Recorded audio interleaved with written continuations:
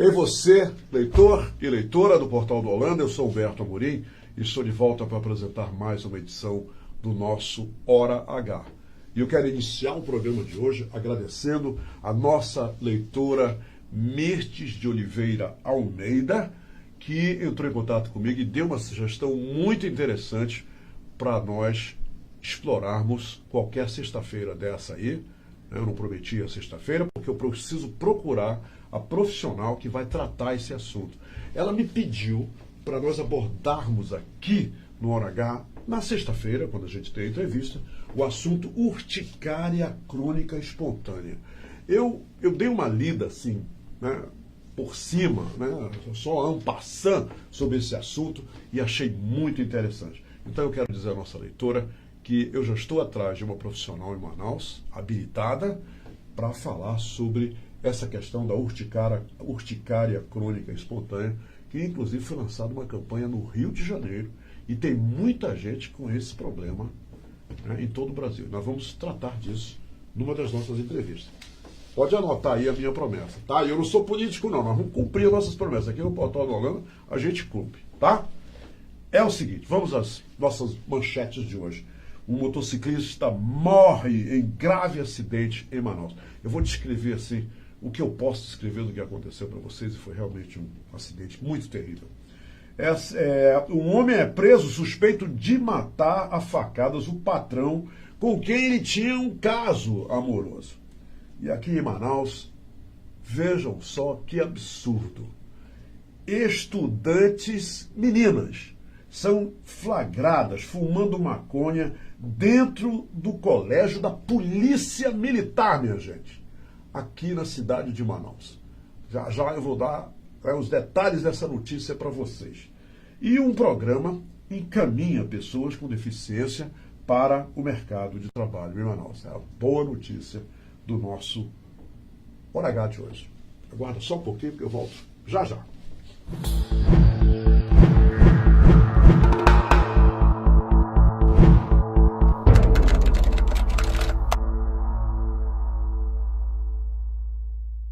Muito bem, eu estou de volta e agora é para valer. E a primeira notícia é sobre um motociclista que morreu em grave acidente aqui em Manaus. O detalhe é que este motociclista, ele se dirigiu direto com a sua moto contra um poste. Foi de encontro a um poste. E um detalhe da notícia é que ele ficou no poste, o baque foi contra o poste, e a moto foi embora mais ou menos uns 15 metros de distância dele. Quando os policiais, né, a turma do socorro imediato chegou lá, descobriram que o motociclista é o Jean Mota Teixeira, de 25 anos. E depois desse choque contra o poste, violento, um choque violento, ele morreu no local, né? Quando ele fazia a curva. Ao fazer a curva, ele perdeu total controle do veículo e bateu na calçada e, consequentemente, foi de encontro a um poste. E olha só, uma coisa que a gente precisa falar para vocês, né? Primeiro que as imagens de segurança da área devem ajudar os peritos da Polícia Civil a descobrir se o Jean realmente perdeu o controle da moto ou foi tocado por outro veículo antes da colisão. Há uma suspeita quanto a isso. Agora, o interessante é que a gente precisa, e isso aqui vai um recado para todo mundo que tem motocicleta em Manaus. Você não tem para-choque, não. O para-choque é o seu corpo. E alguns motociclistas, principalmente esses entregadores de pizza aqui em Manaus, dirigem desvairadamente, feito loucos no trânsito. E olha só, aí vai e acontece uma tragédia dessa. Nessa via onde ele veio a falecer, né, batendo no poste com seu corpo, essa via é conhecida aqui em Manaus como o Corredor da Morte. É uma avenida ampla, né, que facilita aos motociclistas a acelerarem, e o resultado, infelizmente, é esse que a gente acaba de dar para vocês, um jovem que perdeu sua vida. A outra notícia é que um né, um jovem, outro jovem, ele foi preso suspeito de matar a facadas o patrão. Agora, ele mantinha um caso amoroso com o seu patrão. Apesar dele ter negado, ele negou tudo, disse que não tinha caso amoroso. Mas é o seguinte, o Rafael Leão Borges é o nome dele, de 25 anos, ele foi preso ontem, suspeito de assassinar a facadas o dono de um frigorífico com quem ele mantinha, segundo, né, as informações que chegaram ao portal da Holanda, que ele mantinha um caso amoroso. O crime aconteceu em dezembro, olha só, de 2017, dentro da casa da vítima. A vítima é o Adalberto Tavares da Silva, de 48 anos. O delegado Jeff David McDonald contou que o seguinte: no dia do ocorrido, os vizinhos teriam ouvido gritos lá dentro da casa. Uma briga lá, uma comoção. Os vizinhos foram lá e ele apenas explicou que não passava de uma discussão entre o comerciante e a irmã do comerciante. Ele falou que era uma briguinha de família lá. Falou para os vizinhos. Minutos depois, né, esse camarada, né, o Leão, ele foi visto deixando o local no carro do comerciante. Agora, o que aconteceu? No decorrer lá do trajeto, o veículo estancou várias vezes e o suspeito acabou abandonando esse carro e, se mandou. O que aconteceu? Os vizinhos voltaram lá na casa e descobriram que o camarada, né, o comerciante, estava morto, né, e havia sido esfaqueado. E a polícia conseguiu reunir provas contra o jovem, né, como autor do homicídio. E nessa segunda-feira, a equipe da DEHS recebeu uma informação, deram uma dica para eles que esse camarada estava lá num local, num bairro Tancredo Neves, na periferia, fica aqui na periferia de Manaus, na Zona Leste, e eles foram lá e prenderam esse rapaz. O rapaz agora está preso e ele disse que, como eu já falei, não tinha nada de caso amoroso lá com o patrão, não. Não estão acusando ele injustamente. Mas todas as provas reunidas pela polícia nos dizem o contrário. Infelizmente, né, um caso muito triste. Essa história aí de jovens matarem homossexuais, esses homens que contratam serviços de jovens, aí, essa história, esse filme eu já vi aqui em Manaus. Hein? Isso não é a primeira vez que isso acontece, não. E o índice em Manaus de assassinato de homossexuais é muito alto. É muito alto mesmo. Eu vou até pedir para a Glaucia, vê se a gente levanta esse índice aqui no nosso portal, do número de homossexuais. Eu, pelo menos, conheço uns 5 casos. Né? Até envolvendo amigos meus. Eu já tenho lembrança de casos assim.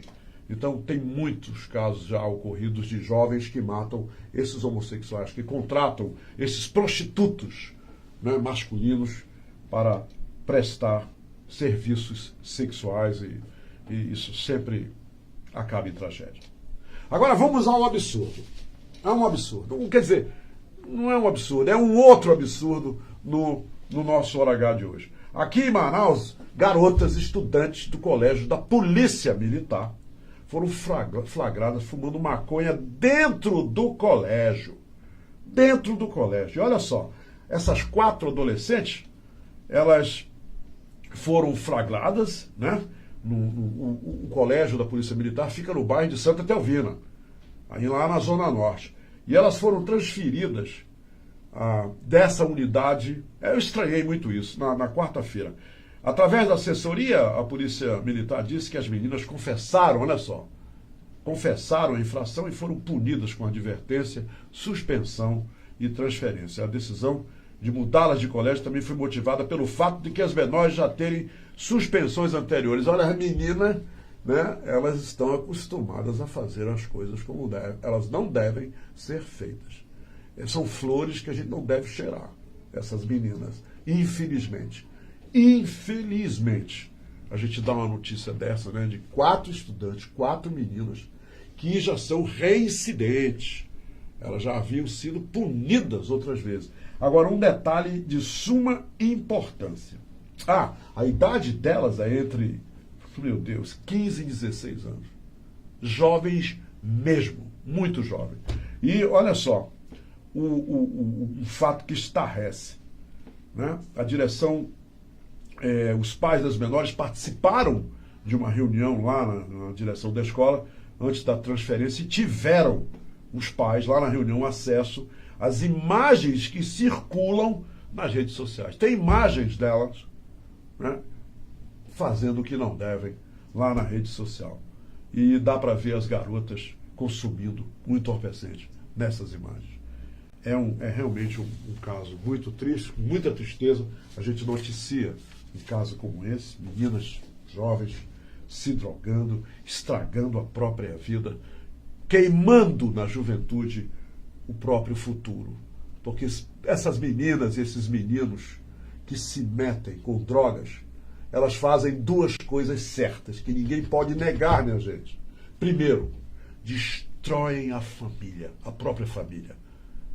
Existe um descontrole, um desequilíbrio terrível na família quando um jovem da família se vicia. Há os problemas que são causados em decorrência a esse vício. Meu Deus, não queiram saber. A família toda é abalada. E o segundo motivo drástico e triste é que elas estão queimando o próprio futuro. Serão, sabe o sem teto, sabe o sem emprego, sem fábrica, elas são sem futuro. Elas se tornam, jovens que se viciam em drogas se tornam jovens sem futuro.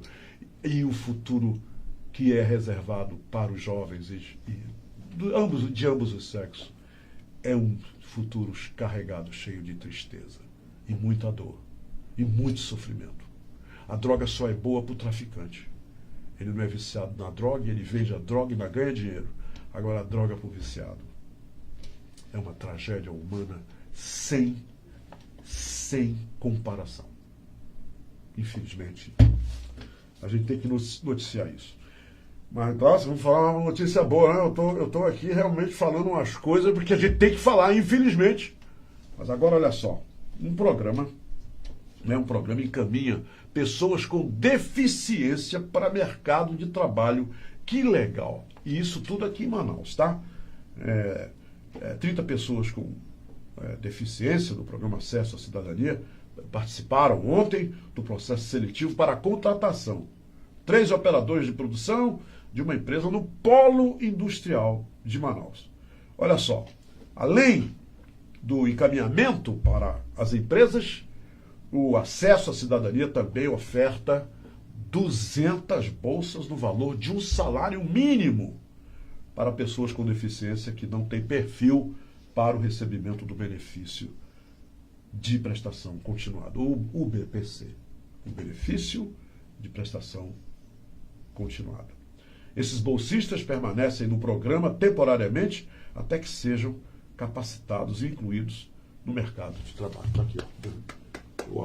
Meus aplausos, estou aplaudindo aqui para um programa como esse que visa justamente incluir na sociedade, no caminho da integridade pessoal, essas pessoas que têm deficiência e que irão desenvolver uma profissão, desenvolver um trabalho digno e honesto.